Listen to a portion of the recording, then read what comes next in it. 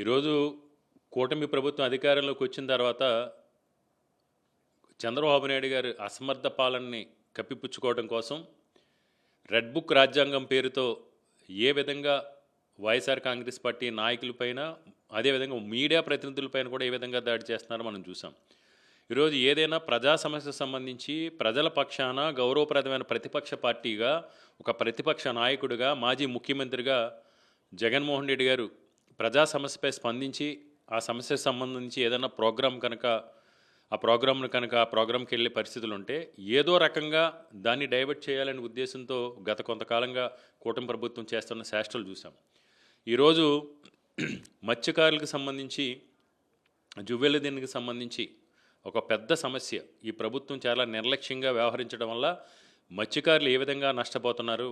వాళ్ళు భరోసా నింపడం కోసం, వాళ్ళు ధైర్యాన్ని నింపడం కోసం జగన్మోహన్ రెడ్డి గారు ఈరోజు నెల్లూరు జిల్లాకి ప్రోగ్రాం పెట్టుకున్న సందర్భంలో సీనియర్ జర్నలిస్టు జగన్మోహన్ రెడ్డి గారికి పిఆర్ఓ పూడి శ్రీహరి గారిని ఈరోజు చాలా అప్రజాస్వామికంగా ప్రజాస్వామ్యానికే మచ్చ తెచ్చే విధంగా ప్రజాస్వామ్య విలువలకి ముప్పు కలిగే విధంగా ఒక పోలీసు వ్యవస్థను చంద్రబాబు నాయుడు గారి పోలీసు వ్యవస్థను చేతిలోకి తీసుకుని ఈరోజు అధికారాన్ని కూడా చేతిలోకి తీసుకుని చట్టాన్ని చేతిలోకి తీసుకుని ఎలాంటి ముందస్తు సమాచారం కానీ నోటీస్ కానీ లేకుండా ఈ మఫ్టీలో వచ్చిన పోలీసులు ఈరోజు అక్రమంగా ఆయన నిర్బంధించి ఎక్కడికి తరలించారో కూడా తెలియకుండా చేయటం అనేది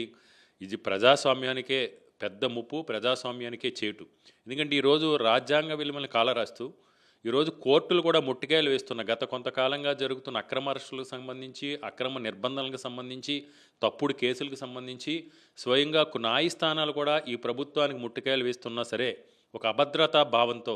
జగన్మోహన్ రెడ్డి గారు ఎప్పుడైతే ప్రజాక్షేత్రంలో అడుగు పెడతా ఉన్నారో అడుగు పెట్టిన రోజు ఏదో విధంగా జగన్మోహన్ రెడ్డి గారికి వచ్చిన ప్రజాదరణ కానీ జగన్మోహన్ రెడ్డి గారు స్పందించే సమస్య యొక్క తీవ్రతను కానీ ప్రజల్లోకి వెళ్లకుండా చేయాలనే ఉద్దేశంతో